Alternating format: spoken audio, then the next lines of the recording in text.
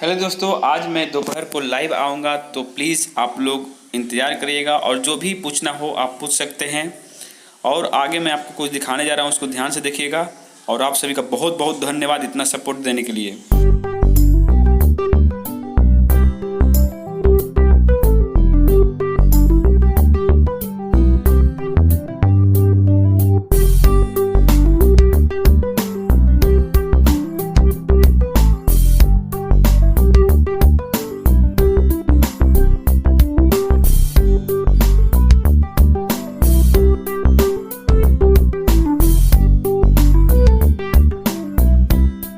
तो पहला प्रश्न कहता है कि हाइड्रोजन बम किस अभिक्रिया पर आधारित है। ठीक है, तो इसका सही आंसर आप बताइएगा। इसका सही आंसर होगा दोस्तों ऑप्शन नंबर बी, नाभिकीय संलयन पर। ठीक है, और एक बात बता दूं मैं आपको, ये जो सेशन है बहुत ही ज़्यादा इंपॉर्टेंट है, इसलिए बीच में छोड़कर मत जाइएगा। प्रैक्टिस जितना आप करिएगा उतना आपके लिए बेहतर है, नहीं तो बाद में पछताने के सिवा और कुछ नहीं मिलता दोस्तों। चलिए अगले प्रश्न की तरफ बढ़ते हैं।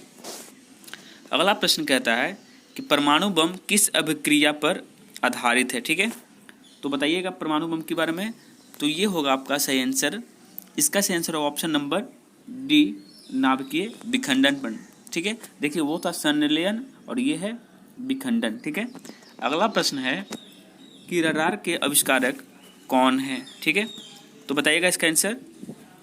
तो इसका सही आंसर होगा option number C, Albert Taylor. और यंग भी हैं, दोनों साथ में ही किए थे। ठीक है, तो यंग का यहाँ पे नाम नहीं दिया है। चलिए अगले प्रश्न की तरफ बढ़ते हैं कि न्यूट्रिनो की खोज किसने की थी। ठीक है, तो बताइएगा इसका सही आंसर। तो इसका सही आंसर होगा ऑप्शन नंबर बी, पाउली ने। ठीक है दोस्तों, अगला प्रश्न है कि आवर्त के नियम की खोज किसने की थी। ठीक है, तो ये सभी को पता है, बताइएगा इसका आंसर। इसका सही आंसर होगा ऑप्शन नंबर डी, मेंडलीफ ने। ठीक है, अगला प्रश्न है कि प्रथम नाभिकीय रिएक्टर किसके निर्देशन में बनाया गया था। तो बताइएगा इसका सही आंसर। तो इसका सही आंसर होगा option number B, Enrico Fermi. देखिए मैं आपके लिए ये छोटे छोटे जो टॉपिक लेकर आता हूँ ये आपको कहीं ना कहीं बहुत बेनिफिट देंगे दोस्तों। प्रश्न है प्रथम हाइड्रोजन बम कब बनाया गया था। ठीक है, तो इसका सही आंसर क्या हो जाएगा। इसका सही आंसर होगा दोस्तों ऑप्शन नंबर डी, 1952 में। अगला प्रश्न है कि प्रोटॉन किस प्रकार का कण है। तो बताइएगा इसका सही आंसर। तो इसका सही आंसर हो जाएगा ऑप्शन नंबर बी, घन आवेशित कण है। ठीक है, अगला प्रश्न है कि इलेक्ट्रॉन किस प्रकार का कण है। तो इसका सही आंसर क्या होगा दोस्तों, वो था घन, ये हो जाएगा ऋण आवेशित। ठीक है, उसके बाद अगला प्रश्न है कि न्यूट्रॉन किस प्रकार का कण है। तो देखिए न्यूट्रॉन यानी न्यूट्रल है, तो इसका क्या हो जाएगा, आवेशहीन। ठीक है दोस्तों, तो चलिए अगले प्रश्न की तरफ बढ़ते हैं। अगला प्रश्न कहता है कि परमाणु बम का आविष्कार किसने किया। तो बताइएगा इसका आंसर। तो इसका सही आंसर हो जाएगा ऑप्शन नंबर ए, ऑटो हन ने। ठीक है, अगला प्रश्न है कि प्रथम परमाणु बम कब बनाया गया था। ठीक है, तो इसका सही आंसर क्या होगा। इसका सही आंसर हो जाएगा ऑप्शन नंबर ए, 1945 में। ठीक है, चलिए अगले प्रश्न की तरफ बढ़ते हैं कि इलेक्ट्रॉन की खोज किसने की थी। तो आपको ये पता होना चाहिए, बहुत ही इंपॉर्टेंट क्वेश्चन है, बार बार क्वेश्चन देखने को मिलते हैं। तो इसका सही आंसर होगा option number C, J Thomson. अगला प्रश्न है कि प्रोटॉन की खोज किसने की थी। तो प्रोटॉन की खोज की बात करें तो इसका सही आंसर हो जाएगा ऑप्शन नंबर, बोलिएगा एक बार आप लोग, रदरफोर्ड। ठीक है, चलिए अगले प्रश्न की तरफ बढ़ते हैं। प्रश्न कहता है कि न्यूट्रॉन की खोज किसने की थी। ठीक है, तो बताइएगा इसका आंसर दोस्तों। तो इसका सही आंसर होगा option number B, James Chadwick. ठीक है, अगला प्रश्न है पोलियो के टीके का खोज किसने की थी। ठीक है, जो पोलियो वायरस है, तो इसका सही आंसर क्या हो जाएगा। इसका सही answer option number B, John E Salk. ठीक है, चलिए अगले प्रश्न की तरफ बढ़ते हैं। प्रश्न कहता है डायनामाइट के आविष्कारक कौन थे। तो इसका सही आंसर हो जाएगा ऑप्शन नंबर ए, अल्फ्रेड नोबेल। ठीक है, यहाँ पे गलत दे दिया है, अल्फ्रेड नोबेल। अगला प्रश्न है पॉजिट्रॉन की खोज किसने की थी।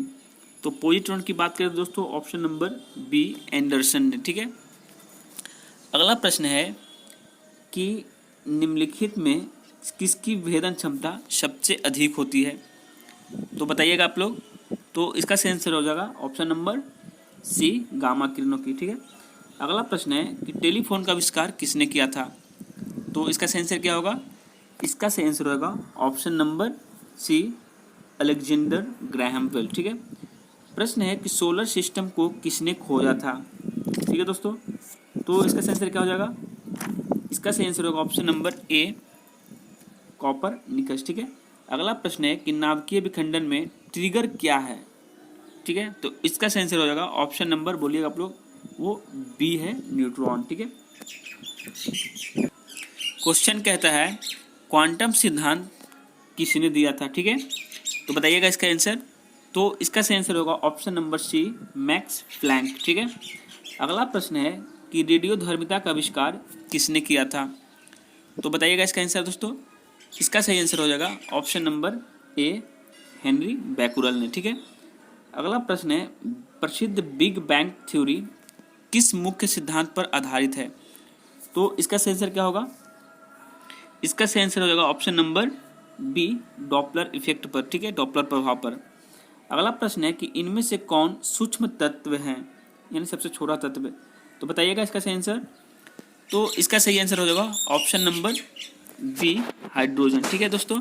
अगला प्रश्न है कि भारत का प्रथम परमाणु रिएक्टर किस नाम से जाना जाता है, तो इसका सही आंसर क्या होगा। इसका सही आंसर होगा ऑप्शन नंबर बी, अप्सरा। ठीक है।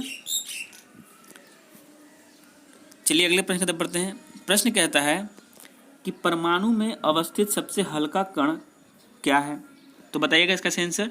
तो इसका सही आंसर होगा ऑप्शन नंबर बी, इलेक्ट्रॉन है। ठीक है।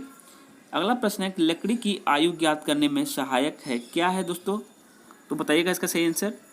तो इसका सही आंसर हो जाएगा ऑप्शन नंबर ए, कार्बन 14। ठीक है।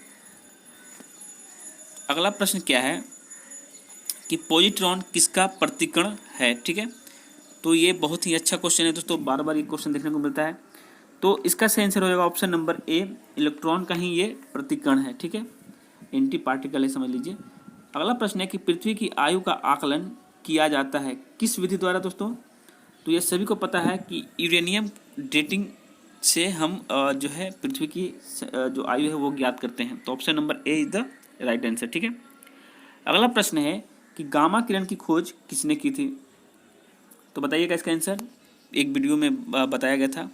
तो इसका सही आंसर होगा ऑप्शन नंबर डी, बैकुरल ने। ठीक है।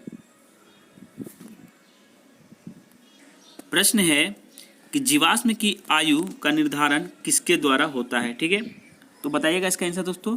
तो इसका सही आंसर हो जाएगा option number A, radio carbon dating विधि से। ठीक है। चलिए अगले प्रश्न की तरफ बढ़ते हैं। प्रश्न कहता है दोस्तों कि पोलोनियम की खोज किसने की थी। ठीक है, तो बताइएगा इसका सही आंसर। तो इसका सही आंसर होगा option number C, Marie Curie. ठीक है। अगला प्रश्न है कि अक्रिय गैसों की खोज का श्रेय किससे प्राप्त है। ठीक है दोस्तों, तो बताइएगा इसका सही आंसर। तो इसका सही आंसर होगा ऑप्शन नंबर बी, रैमजे को। ठीक है, अक्रिय गैस की खोज किया था। अगला प्रश्न है कि डायनामाइट बनाने में किस गैस का प्रयोग किया जाता है, तो इसका सही आंसर हो जाएगा ऑप्शन नंबर ए, नाइट्रोग्लिसरीन। ठीक है दोस्तों। प्रश्न कहता है कि हाइड्रोजन बम किसने विकसित किया था। ठीक है, हाइड्रोजन बम जो है वो किसने विकसित किया था, तो इसका सही आंसर होगा option number D, Samuel Cohen ने। ठीक है। इस सेट का आखिरी क्वेश्चन है कि परमाणु बम का विकास किसने किया, तो बताइएगा इसका सही आंसर। तो इसका सही आंसर होगा ऑप्शन नंबर डी, जे रॉबर्ट ओपेनहीमर ने। ठीक है। तो ये था आपका आज का क्वेश्चन दोस्तों।